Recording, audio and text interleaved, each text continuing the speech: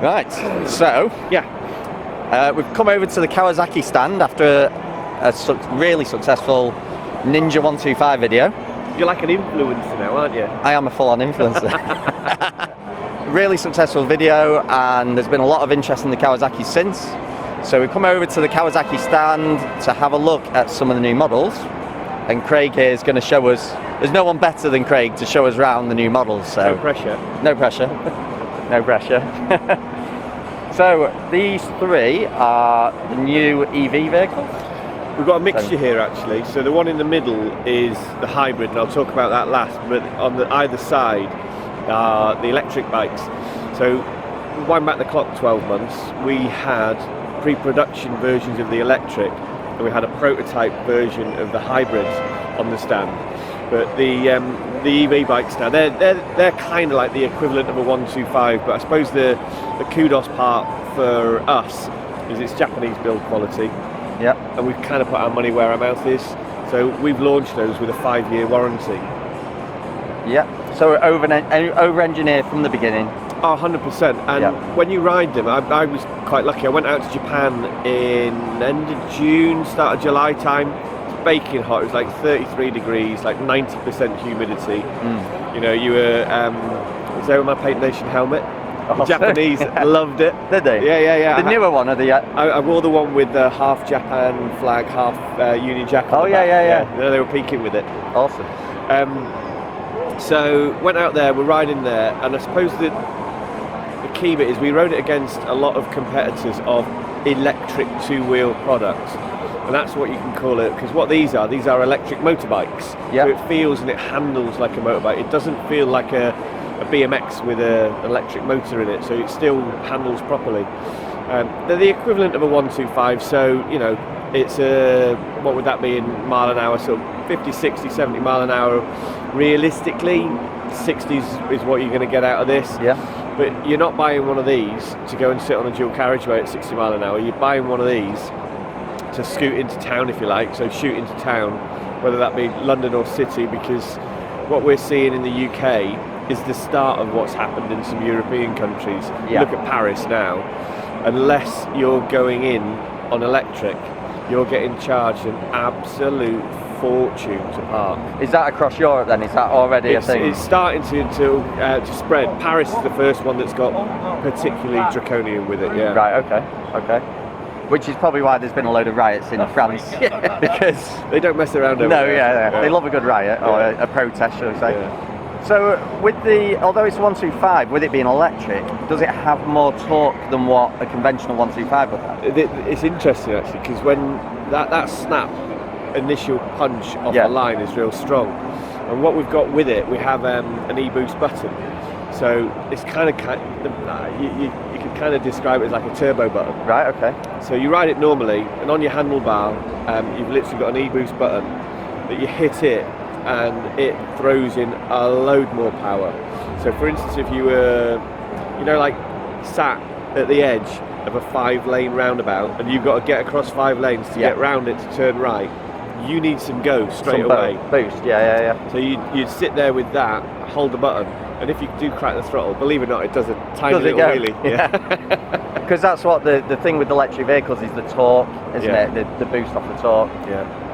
But not suitable for riding down a motorway to Anglesey and doing a track day on there. I don't think it would. Neither was the 125. No, ideally. I don't think it's the best vehicle of choice. No. It's going to be fascinating to try this because it's so new, and we've seen it in the car industry already with hybrids. I've not seen it. Everyone's gone electric or stuck with combustion engine. So this is something that definitely intrigues me. I suppose is it a direct drive, or is it is the motor boosting the power to the electric motor? So on the hybrid, the engine that's in it is a 451cc parallel twin. It's actually the engine out of the new Ninja 500. Okay. But what they've done is I think canted is the right word. They've angled the cylinders further forward to create space behind them, and on the back of the motor is the motive power from electric, if you like. Yeah. And you've kind of got 3 motorbikes in one, because you can ride it in absolute pure electric, in silence. So let's say, I don't know, London goes to 100% electric, that's all you can do to ride in there. You could run this bike in on electric. Yeah. And what we did a lot of mock tests with is the next version up, which is running it in electric when you're just doing real slow speed. Yeah. But then when you want to accelerate harder, the the internal combustion engine chimes in. Yep. So we did some sort of pretend tests of riding through the centre of town, and you would literally ride along at walking pace in electric, and then you'd ride past a little sign saying go. You twist the throttle. When you twist the throttle, the engine fired up. You carried on with petrol. So is the electric motor bump starting the engine, or does the engine have its own starter motor? So? You've actually got a normal normal motor engine. Yeah, with starter motor, etc., etc. Yeah. Then you've got a separate battery, one for running the motor, and one for doing what a motorbike does, which is start the engine. Yeah. If you imagine that's 2 modes, then we've gone full electric, and then we've gone choice of using the electric or using the petrol engine. There's a third mode, which is using the petrol engine and then giving it a boost by also using the electric motor. So that's your picture Formula 1 and KERS. Yeah, hitting the it's KERS like button. that. Yeah, and I think some of the other EV vehicles, like the Porsche and Ferrari, have done the same thing with that. So with this, then, the way I always sort of relay it back to actually riding it. The test circuit we were on was called Spa Nagura. It's down in the south of Japan, and you go down a start-finish straight, into a left, into a long left, then into a chicane. Yep. That was right, left, and then when you went through the left, you started dragging up a really steep hill. So picture how steep, somewhere like Brands Hatch. Imagine going up turn 1 the wrong way. That's how steep this was.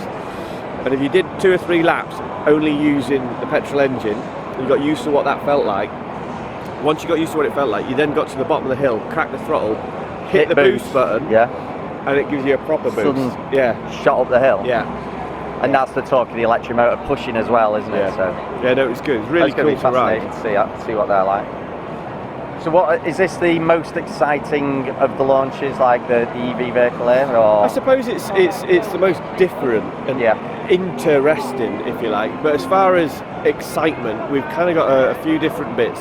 We've got excitement because of anniversary. So next year is the 40th anniversary of Ninja. So we've got factory paint schemes. So we've got, I don't know if we're allowed to call it a Top Gun paint scheme, but it is the Top Gun paint scheme. The red and black. GPZ 900R1. You need to sell the sticker packs to add a few decals to match in with it. And then we've got the, let's call it the FS3 colour scheme from this year on. Whoa, not FS3 colour scheme. That was on the ZX4R, way before FS3. Yeah, I'm going to pretend I'm not old enough for that. I am. Yeah, they were my pin-up bike. It's 50 years of Kawasaki UK next year, but then I realised Kawasaki UK started after I was born. That's terrible. Yeah. If you go back to my old school diaries, you'll find pages out of Performance Bike magazine with pictures ripped out and stuck in the back, so when I was at school I could look at things like ZXRs and stuff. So if you imagine, we knew we were getting the factory anniversary paint schemes. What we wanted to do was create something unique just for the UK. And should we take a walk over there? Yeah. Give me the guided tour. We go around the back of here and cut through. So what we did was, I got in touch with a chap called Carl Lee. And he's got the graphic designer, does all the concept images and stuff like that. So he's got a really cool Instagram profile, and he does like modern takes on what he thinks a bike might end up looking like. So the H2 ZX7R, which was one of the biggest successes I think for his graphics. I went to him and I said, do me a favour. I said, use the ZX10R as a base, grab whatever paint schemes you can remember that meant something to you. I said, show me what they would look like. I remember this. He did a poll, was it, on which everyone preferred. So was that a Kawasaki? Yeah, we asked to do that. So what we were actually doing was kind of like a secret sort of customer poll. See what. So he created 20-something designs. We chose 6 of them. We put those 6 up and said, tell us which one's your favourite.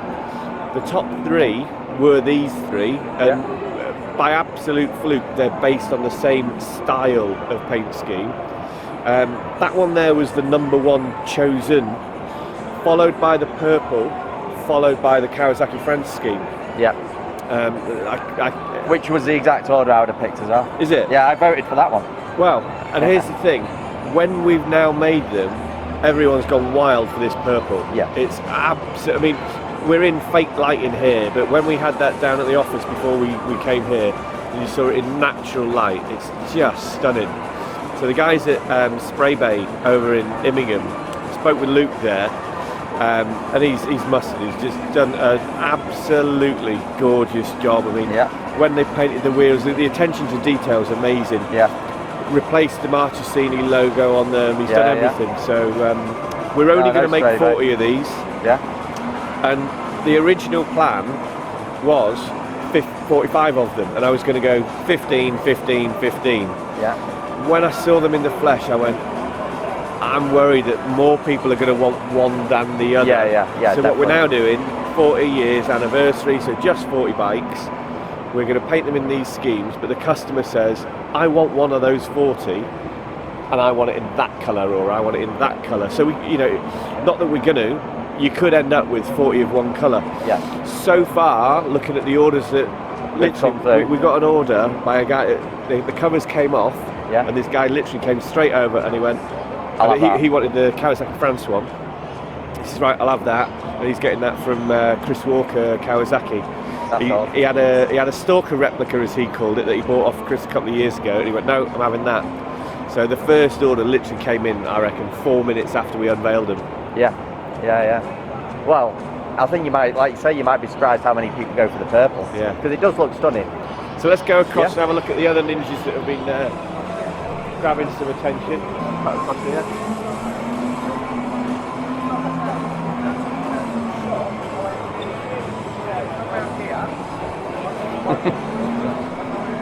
And look, Ben's even giving it a little clean.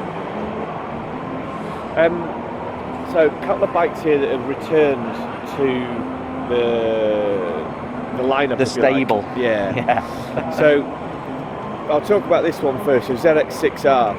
Yeah. Lost that a few years ago with emission regulations and all the rest of it, and basically European emission regulation came in and we lost some bikes, and now they're all pretty much back in the stable. What was the cause of? Because we saw that across the market, everyone seemed to be going for twins. Yeah. So what, has something changed for the fours to come back? No, it's literally that bike was in our range. The emission regulations changed, and therefore we needed to make it run cleaner. Generally, when you run cleaner, all you actually do is just strangle it. Yeah. And you end up with if you chopped a catalytic converter up, it's a miracle a motorbike can ever run breathing through one of those. Yeah. Which is why, we've had the first one of these tested for BSB next year, set of cams in it, and there's 146 horsepower. And what are they stock then? I reckon if you put a standard one with no exhaust system on it on the same dyno, probably about 115. Take the standard exhaust system off, put a race system on, you're about 127, 128. Throw the cams in, you've got another 20 horsepower. Yeah. But basically, the bike started life as the old ZX636. Yeah. It's now got all of the latest emission regulations on it, but hasn't lost any power. So somebody far cleverer than I'll ever be has done whatever they needed to do. Done a lot of work to get it to maintain its power. Yeah. Much slipperier bodywork. It's got the aero that everybody sort of wants and needs and demands now. Yeah. With fancy little internal winglets, etc. Quick shifter on there, traction control, etc., etc. So that is a recent come back to the range. Yeah. Wind back the clock a lot further. You'll remember we used to make a 400cc 4-cylinder super sport bike. That was in the 90s. Yeah. ZX4R 400. Yeah. Well, about 4 years ago, I saw this on the production plan, which is a new ZX4RR. Yeah. 4-cylinder, 400cc, 15,000 RPM. It absolutely howls. It's mega. It's absolutely mega. So when we saw that on the production schedule, I knew we had to sort of do something to make sure it was racing. And obviously at the moment in the UK, there isn't a race class for it. No, yeah. So we'd have to develop one. So a year ago, I sat down with Stuart Higgs and gave him a little bit of a sneak preview as to what was coming. And I said, I want to run a one-make series. I want to do this, that and the other. And in May this year, I went and met him, expecting to have to sell him the dream. And he was all on board. No, he'd already figured it out himself. Right. I sat down and I was about to give him the big speech, and he said, I'll tell you what we're doing. We're bringing back Superteen. We're going to run a one-make Superteen, 15 to 20-year-olds, all Ninja ZX4RRs. We're going to seal them so that it's controlled. Yeah. We want the rider to be the factor, the deciding factor is who's not the quick budget. So MSS are going to do all of the, let's call it the sealing.